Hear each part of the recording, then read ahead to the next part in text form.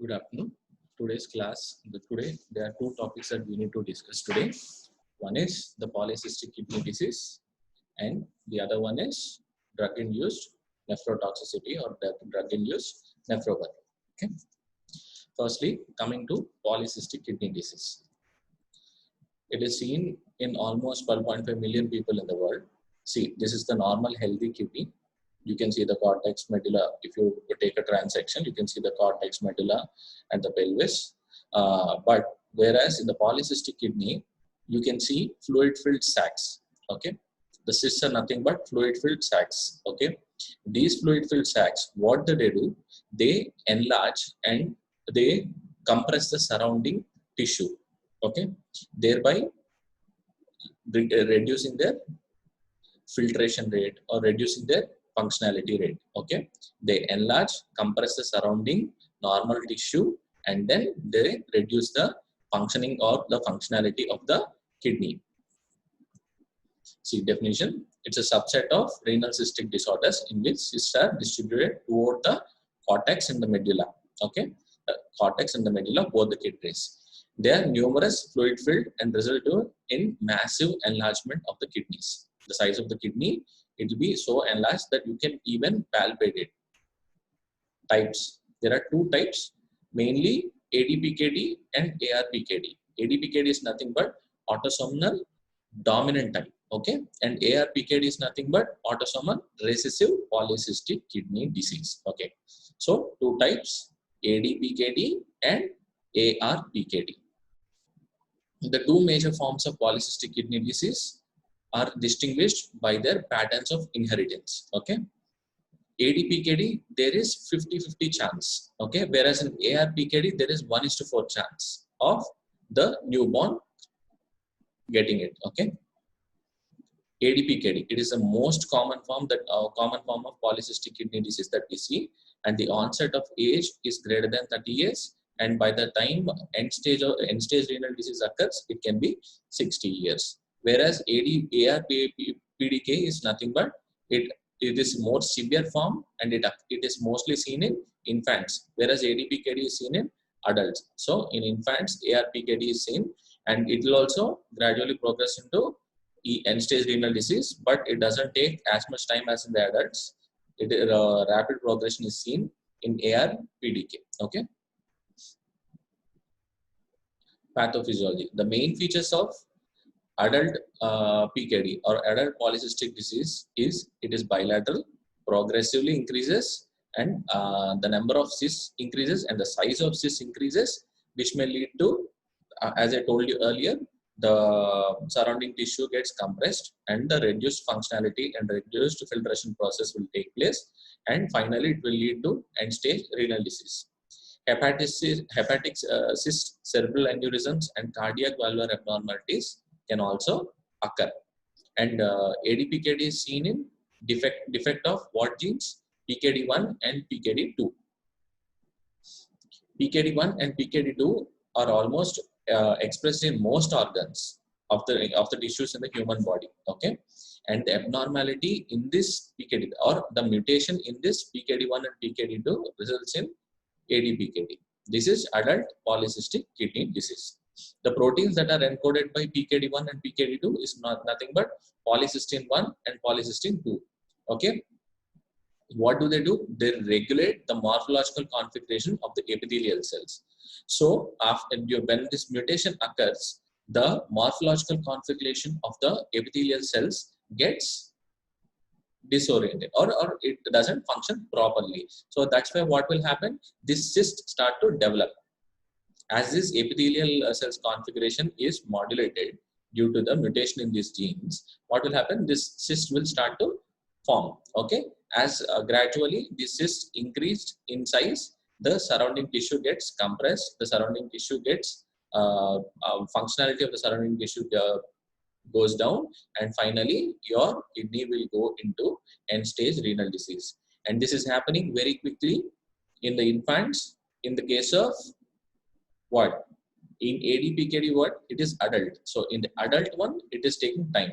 Okay, it will take a minimum 30 years of time, and the origin of the onset is at 30 years. Okay, whereas in the infants it occurs early, and ESR means end stage renal disease also occurs early. The changes take place early.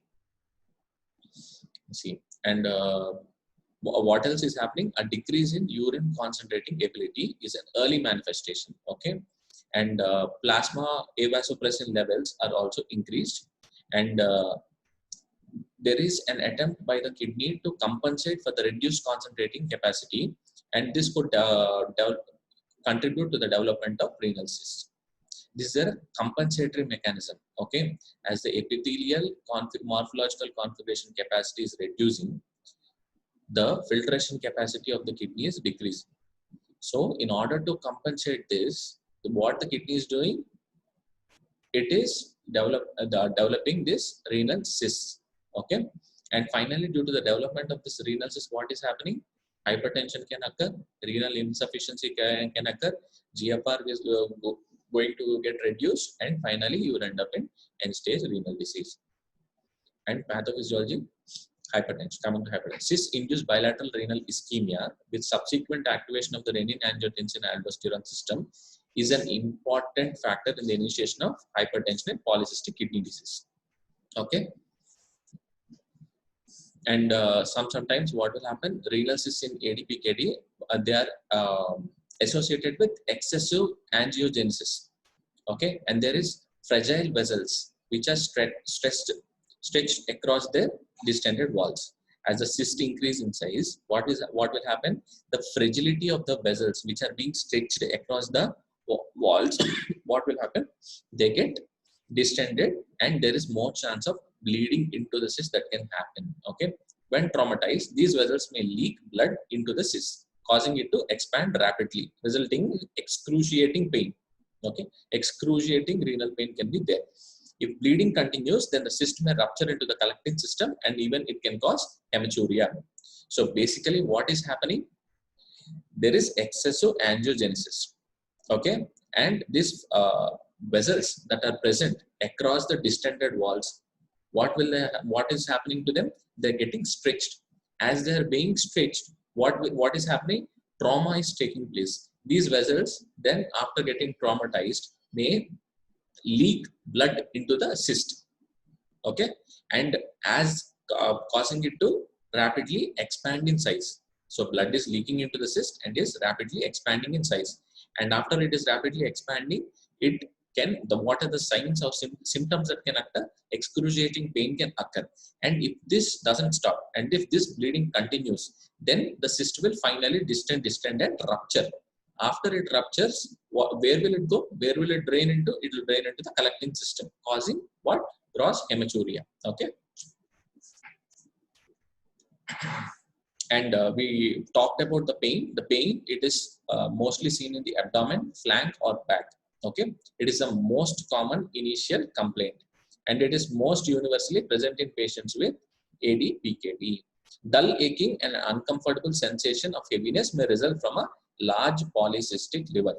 Okay, so the presentation, how can it present? Enlargement of one or more cysts can be there, bleeding can be there, and UTI, symptoms of UTI can be there, acute pyelonephritis, infected cyst, or perinephric abscesses can be there.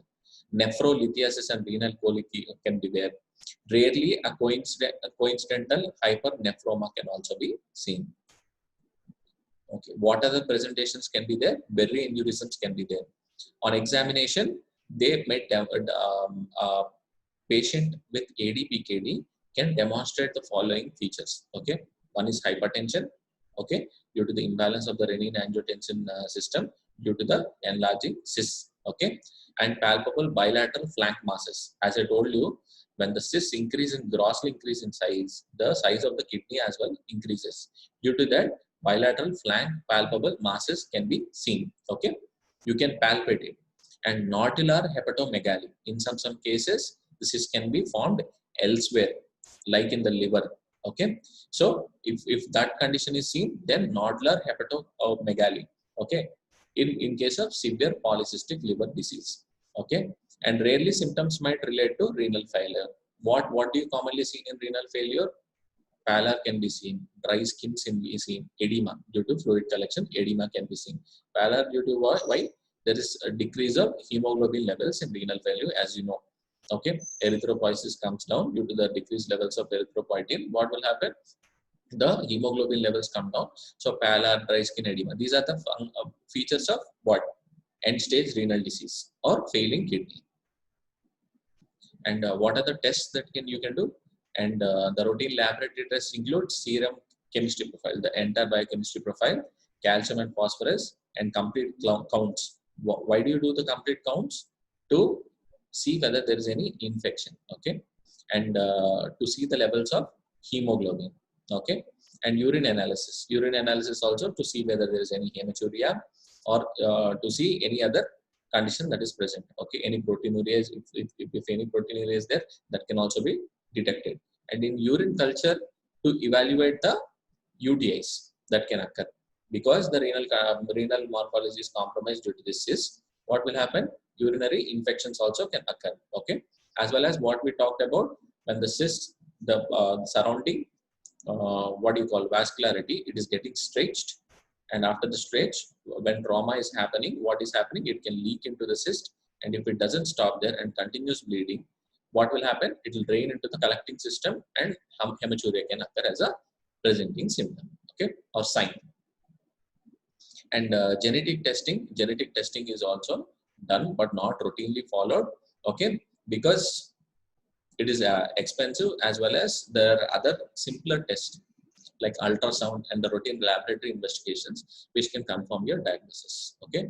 Genetic tests if done, can just confirm which mutation in which gene can be confirmed. That's all.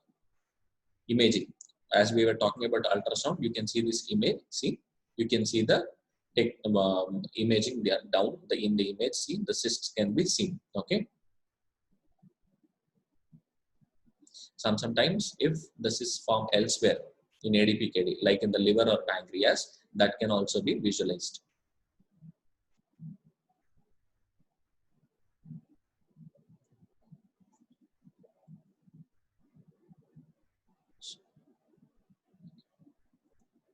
Okay, imaging. After ultrasound, CT scanning.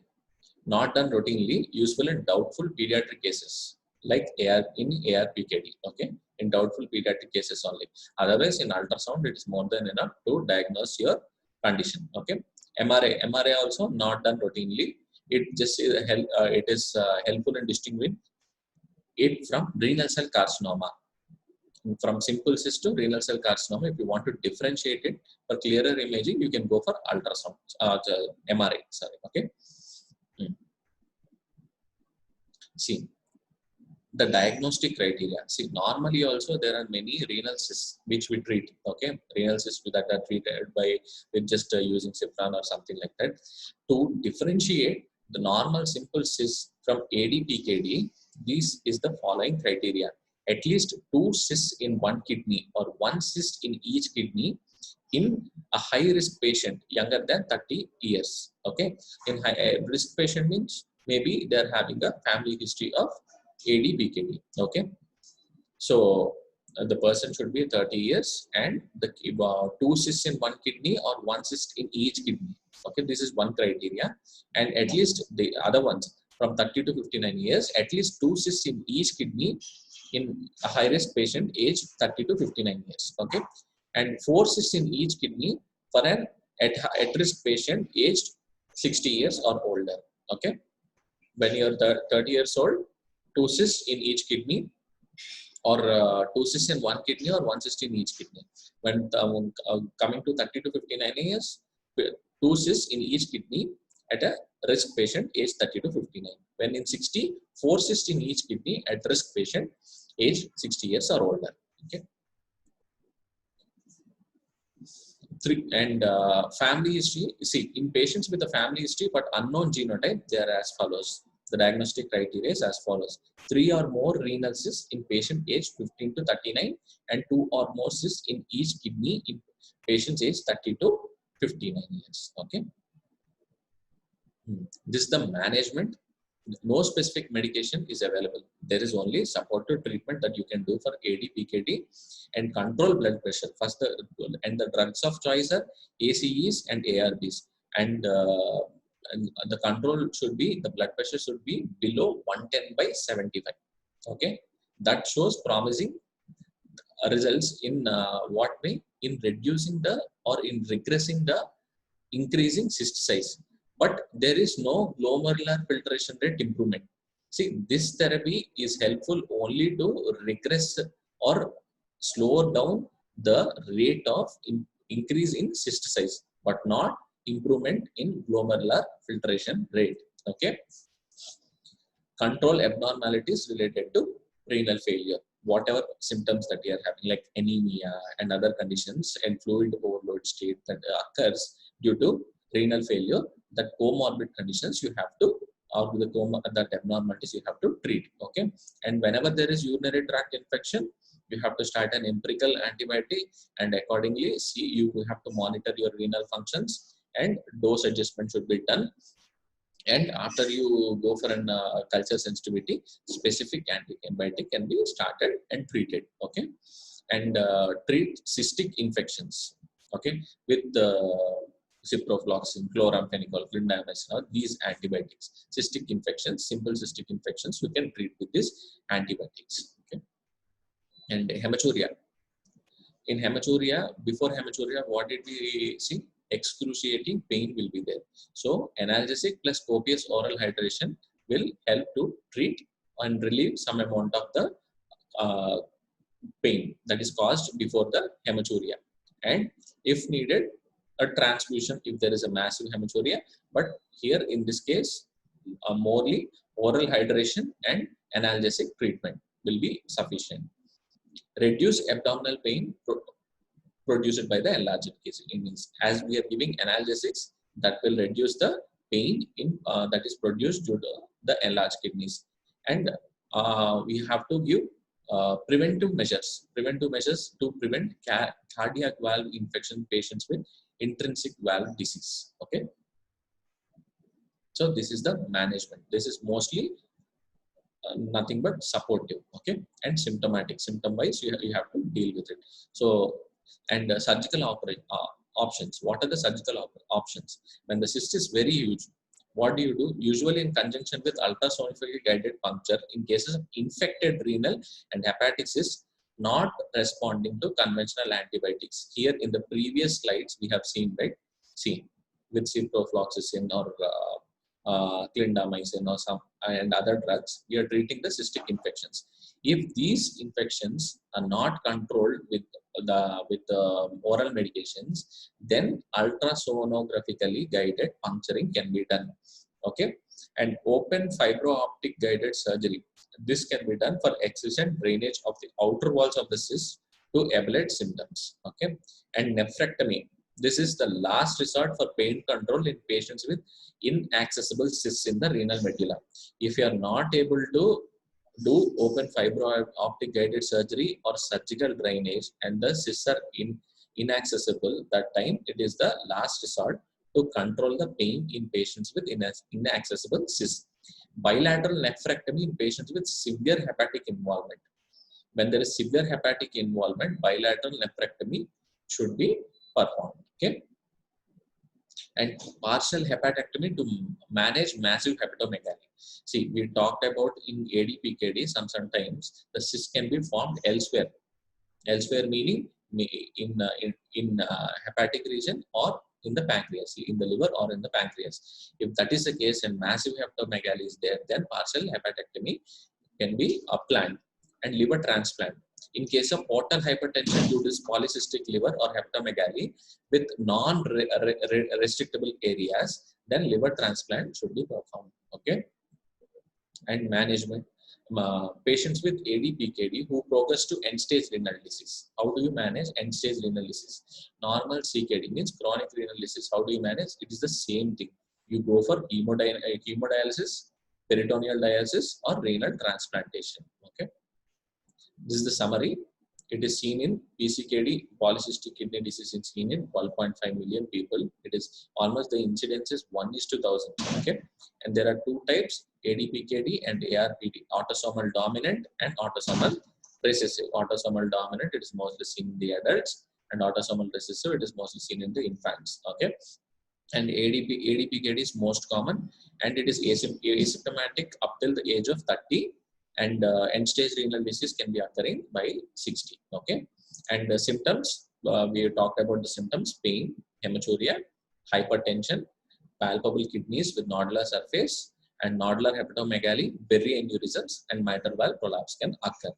And diagnosis, depending upon the clinical findings, ultrasound examination, laboratory findings, and the family history, because it is mostly hereditary, right? No specific medication available, only symptomatic treatment. Okay, so the next topic is drug-induced nephrotoxicity. I'll just start. Just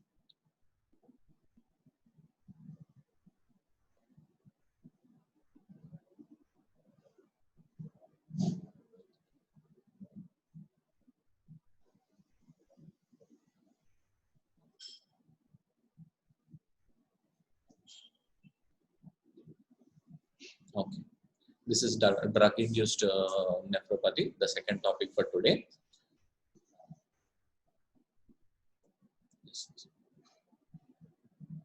Uh, what is nephrotoxicity? Nephrotoxicity is nothing but toxicity in the kidneys. It is a poisonous effect of various substances that are affecting the kidney when it is being filtered through the kidney. Okay, toxicity produced due to certain drugs is nothing but drug-induced nephrotoxicity. See, whenever you use any drugs, okay, whatever drugs you use, they should be eliminated through the kidney or through the liver. So the drugs that are majorly eliminated through the kidney will cause some toxic effects. Some, or not all drugs, but there are certain drugs that can cause toxic effects on the structure of the kidney. Okay, drugs shown to cause nephrotoxicity exert their toxic effects on one or more common pathogenic mechanisms. There are different mechanisms by acute tubular, like one of it being acute tubular necrosis, or many other means. I will show you a table about it. Okay, drug-induced nephrotoxicity tends to be more common among certain patients and specific clinical situations. What is this? What does this mean? See, some patients are more susceptible for nephrotoxicity than others. Like, see, if there is a chronic drug usage, okay, chronic exposure to certain drugs, such kind of patients are more susceptible for nephrotoxicity due to those drugs. Okay, or if the patient is already known case of renal disorder, having a known case of any renal disorder, that time also is more susceptible for drug-induced nephrotoxicity. Okay, and age, in the extremes of age group, in the lower age group and in the elderly age group, what is happening? In these people are also, you have to give drugs by accurate dosage.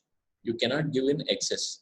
In these extremes of age groups also, there is more chance of drug-induced nephrotoxicity occurring. Okay, so these are a few risk factors which can precipitate drug-induced nephrotoxicity.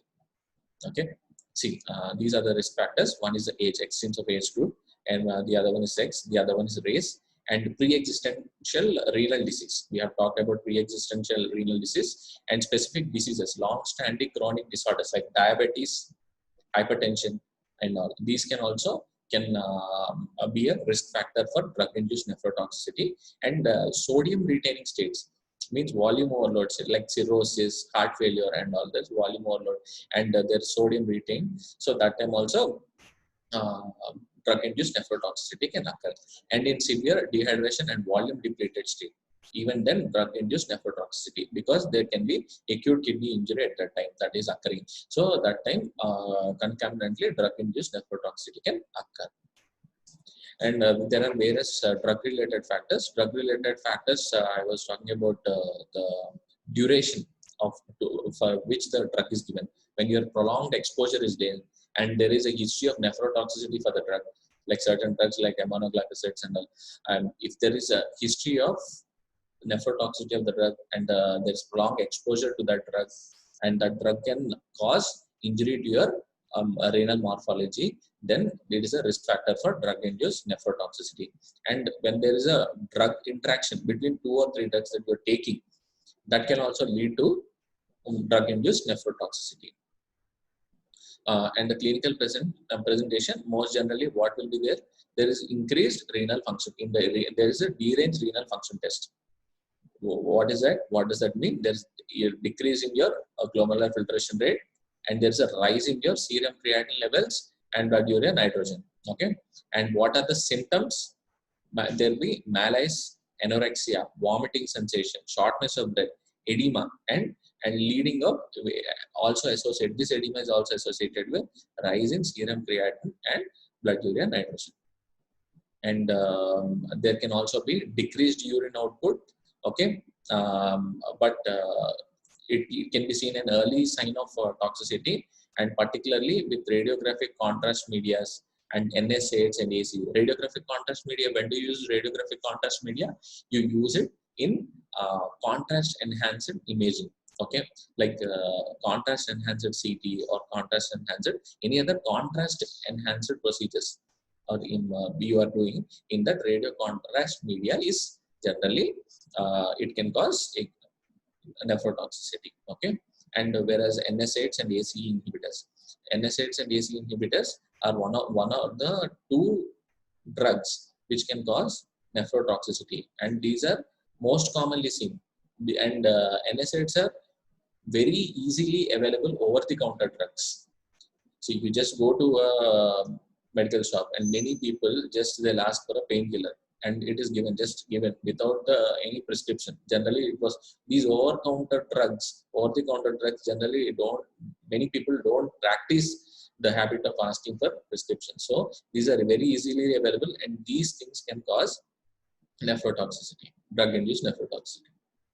See, these are the few classes of drugs that cause, and these are the different mechanisms by which they are causing the nephrotoxicity. Coming to analgesics, firstly, acetaminophen, aspirin, and NSAIDs. What do they do? Acetaminophen and aspirin, they can cause chronic interstitial nephritis. Okay, whereas NSAIDs, they cause acute interstitial nephritis, and they alter the intraglomerular hemodynamics. Okay, and this acute interstitial nephritis can go to chronic interstitial nephritis and glomerular nephritis also. And next, coming to antidepressants like amitriptyline, nortriptyline, and this lithium and all. These antidepressants and mood stabilizers, what they do, they can cause rhabdomyolysis or chronic interstitial nephritis. Okay, and glomerulonephritis can occur, and rhabdomyolysis can occur in lithium also. Okay. In antihistamines, commonly seen diphenhydramine, okay, rhabdomyolysis can occur, and antimicrobials like acyclovir, aminoglycosides, and amphotericin B. These aminoglycosides and amphotericin B, they cause tubular cell toxicity, whereas these antivirals like acyclovir, they can cause acute interstitial nephritis like in NSAIDs. Okay, and beta lactams also acute interstitial nephritis or glomerular nephritis. Okay, these are certain drugs that are causing, and the mechanisms by which, the area which they are affecting in the kidney. Okay, what can you do to prevent this drug-induced nephrotoxicity? See, first of all, you have to see and adjust medical dosages using the Cockcroft-Gault formula in adults or Schwartz formula in the children. Okay, and avoid nephrotoxic combinations. When you are given 2 or 3 drugs, try to avoid nephrotoxic combination, or even in antibiotics. If there is a risk factor for the patient, and if there is we discussed about the risk factors in which the patient can easily acquire this nephrotoxicity, drug-induced nephrotoxicity, or more susceptible, people with more susceptibility to this nephrotoxicity. In those patients, try to avoid this nephrotoxic combinations and correct risk factors for nephrotoxicity before initiation of drug therapy, like in dehydration or anything else. Okay, correct the risk factor first, and then you go for initiation of the drug therapy. Ensure adequate hydration before and during the therapy with potential nephrotoxins. because this nephrotoxin can cause acute kidney injury. So you have to provide adequate hydration for people who are taking this nephrotoxic therapy. Use equally effective non-nephrotoxic drugs whenever possible. So the main goal is to avoid it and to avoid the risk factors, and if there is any risk, to try to make dose adjustment and give the drugs. Okay, thank you.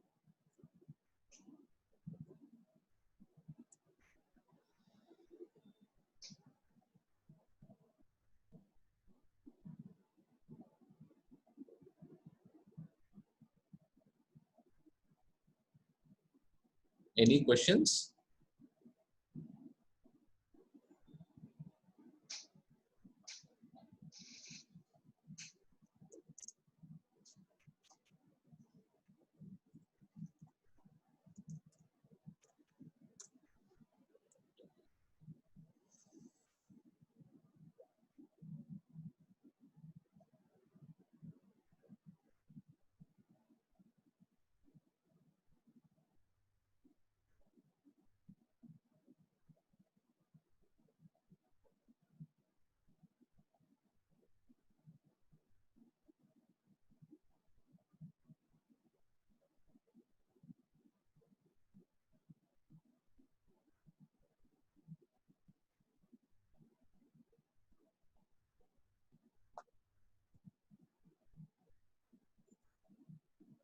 Any questions?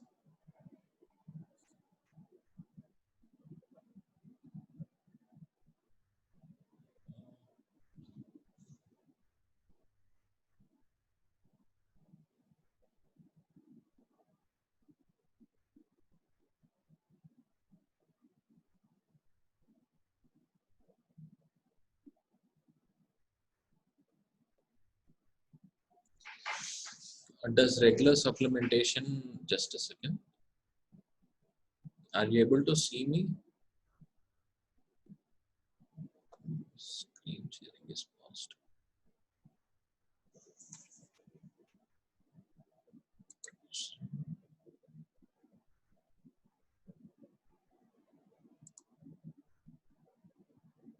It's paused.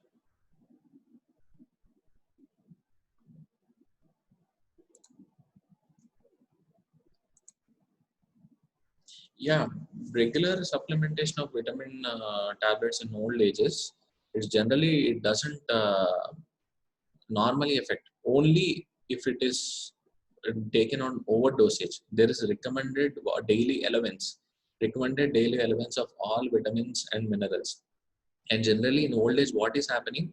Generally, there is malabsorption, some amount of malabsorption seen in all the old age group or the elderly group.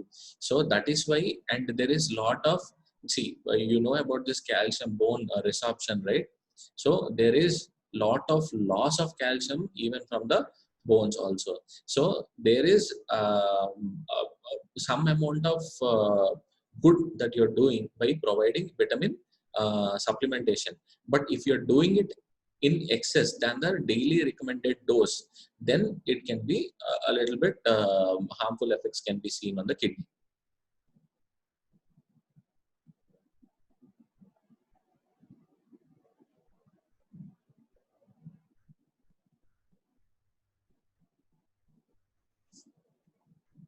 Taken. See, that is the thing I was talking about. NSAIDs. See, generally don't take NSAIDs.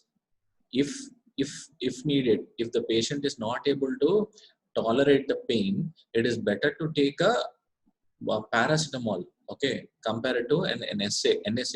If the patient is already having a history of nephrotoxicity, then it is hard and fast rule that you have to avoid NSAIDs. So even in the case sheet writing also, we specifically mention avoid NSAIDs in case of CKD patients.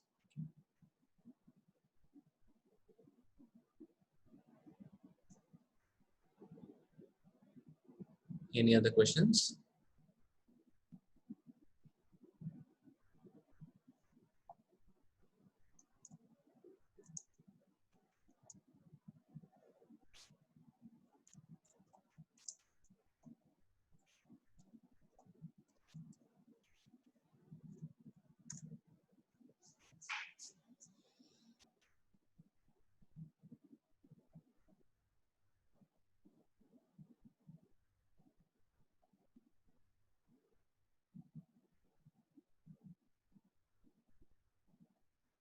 Okay. Thank you.